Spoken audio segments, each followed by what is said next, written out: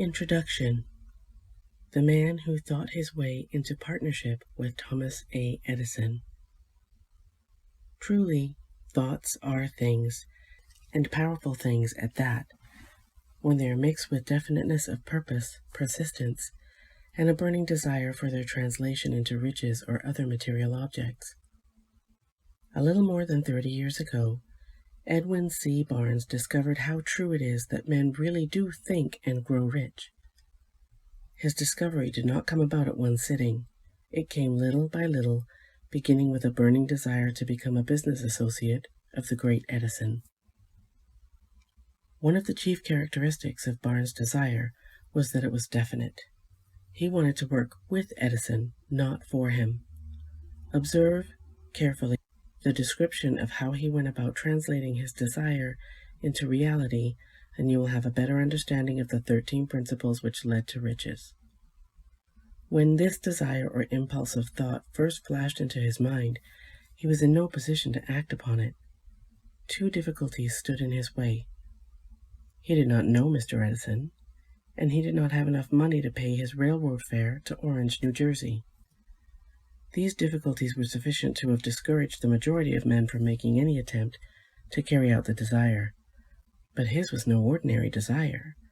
He was so determined to find a way to carry out his desire that he finally decided to travel by blind baggage rather than to be defeated. To the uninitiated, this means that he went to East Orange on a freight train. He presented himself at Mr. Edison's laboratory and announced he had come to go into business with the inventor. In speaking of the first meeting between Barnes and Edison, years later, Mr. Edison said, "He stood there before me looking like an ordinary tramp, but there was something in the expression of his face which conveyed the impression that he was determined to get what he had come after." I had learned from years of experience with men that when a man really desires a thing so deeply that he is willing to stake his entire future on a single turn of the wheel in order to get it, he is sure to win. I gave him the opportunity he asked for, because I saw he had made up his mind to stand by until he succeeded. Subsequent events proved that no mistake was made. Just what young Barnes said to Mr. Edison on that occasion was far less important than that which he thought. Edison himself said so. It couldn't have been the young man's appearance which got him his start in the Edison office, for that was definitely against him. It was what he thought that counted. If the significance of this statement could be conveyed to every person who reads it, there would be no need for the remainder of this book. Barnes did not get his partnership with Edison on his first interview. He did get a chance to work in the Edison offices at a very nominal wage, doing work that was unimportant to Edison, but most important to Barnes because it gave him an opportunity to display his merchandise where his intended partner could see it. Months went by.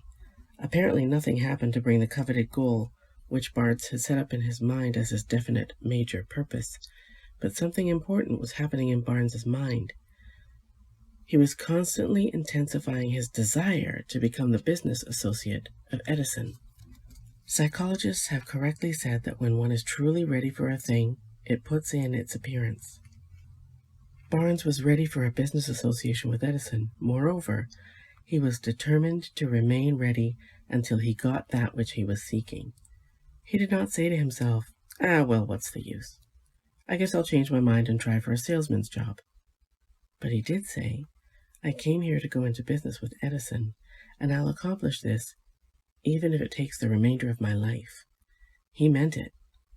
What a different story men would have to tell if only they would adopt a definite purpose, and stand by that purpose until it had time to become an all-consuming obsession. Maybe young Barnes did not know it at the time, but his bulldog determination, his persistence in standing back of a single desire, was destined to mow down all opposition and bring him the opportunity he was seeking. When the opportunity came, it appeared in a different form, and from a different direction than Barnes had expected. That is one of the tricks of opportunity. It has a sly habit of slipping by in the back door, and often it comes disguised in the form of misfortune or temporary defeat. Perhaps this is why so many fail to recognize opportunity. Mr. Edison had just perfected a new office device, known at that time as the Edison dictating machine, now the Ediphone. His salesmen were not enthusiastic over the machine. They did not believe it could be sold without great effort. Barnes saw his opportunity. It had crawled in quietly, hidden in a queer-looking machine which interested no one but Barnes and the inventor. Barnes knew he could sell the Edison dictating machine. He suggested this to Edison and promptly got his chance. He did sell the machine. In fact, he sold it so successfully that Edison gave him a contract to distribute and market it all over the nation. Out of that business association grew the slogan, "Made by Edison and installed by Barnes." The business alliance has been in operation for more than 30 years. Out of it, Barnes has made himself rich in money, but he has done something infinitely greater. He has proved that one really may think and grow rich. How much actual cash that original desire of Barnes's has been worth to him, I have no way of knowing. Perhaps it has brought him $2 or $3 million, but the amount, whatever it is, becomes insignificant when compared with the greater asset he acquired in the form of definite knowledge that an intangible impulse of thought can be transmuted into its physical counterpart by the application of known principles. Barnes literally thought himself into a partnership with the great Edison.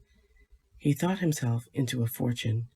He had nothing to start with except the capacity to know what he wanted and the determination to stand by that desire until he realized it. He had no money to begin with. He had but little education. He had no influence.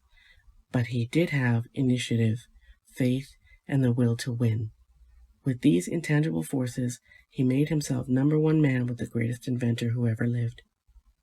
Now, let's look at a different situation and study a man who had plenty of tangible evidence of riches, but lost it because he stopped 3 feet short of the goal he was seeking.